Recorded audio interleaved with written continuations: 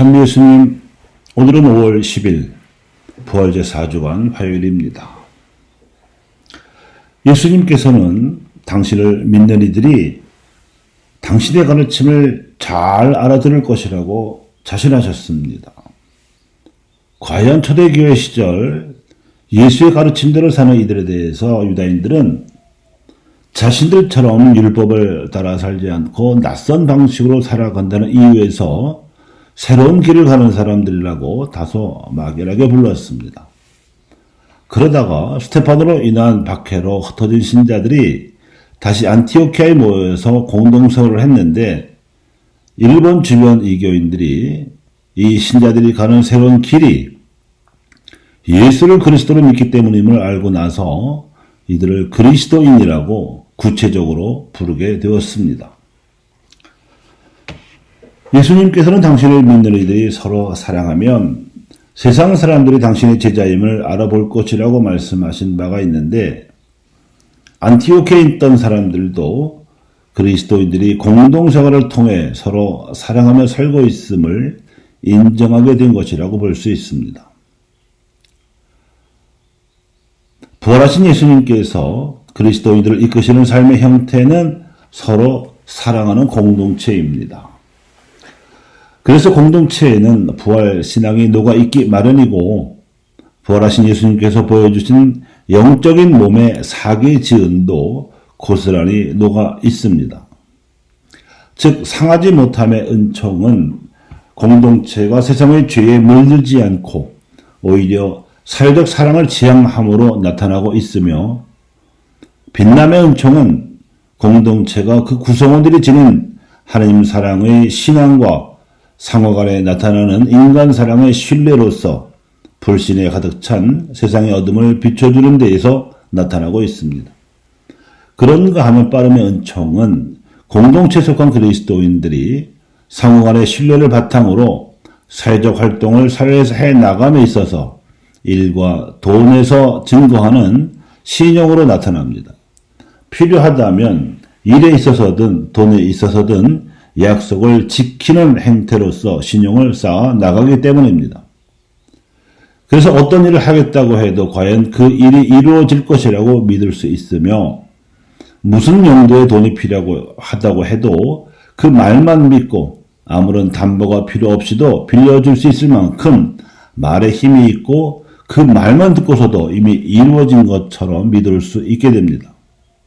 말이 말씀의 무게를 지니게 되는 것이지요. 이는 대단히 중요한 점입니다. 사람의 말이 하나님의 말씀으로 변화되는 장이 전례인데 공동체에서도 전례에서처럼 사람들이 서로 의사소통하느라 주고받는 말이 말씀처럼 무게를 지니기 때문입니다. 이는 공동체가 인간의 구원에 얼마나 필요하고 중요한지를 웅변과도 같이 말해주는 것입니다. 세상에서는 전혀 이렇지 않지요. 이 세 가지 은총이 종합된 결과가 사모침의 은총으로 나타납니다.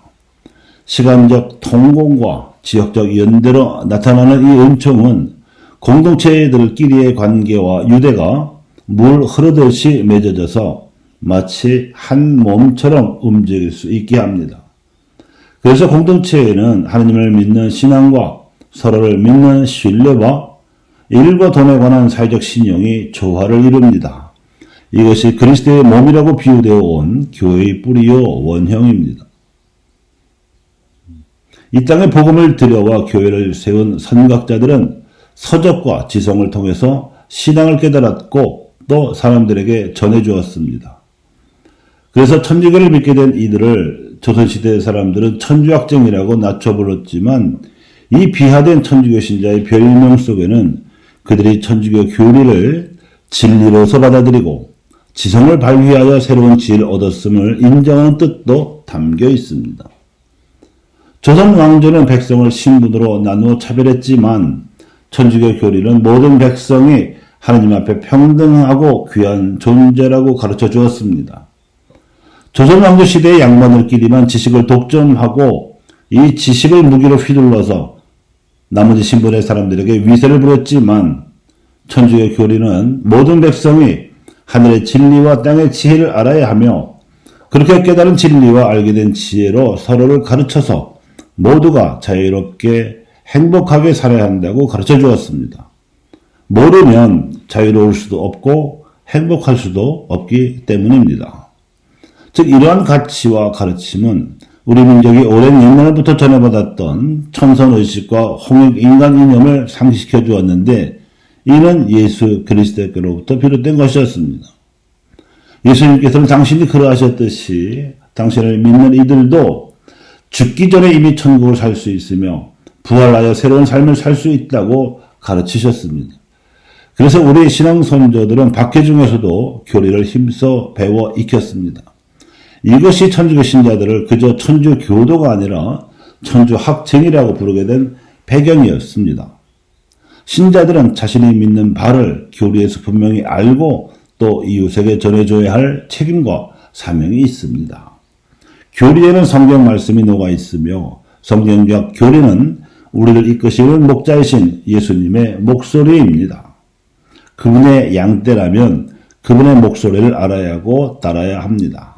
그러니 교우 여러분, 그저 막연하게 착한 천주교 신자에 머물지 마시고 성경과 교리를 구체적으로 잘 아는 천주학 정의가 되어서 성령과 믿음으로 충만하여 서로 사랑하는 공동체를 이루시기 바랍니다. 이것이 우리에게 영원한 생명을 보장할 것입니다. 감사합니다.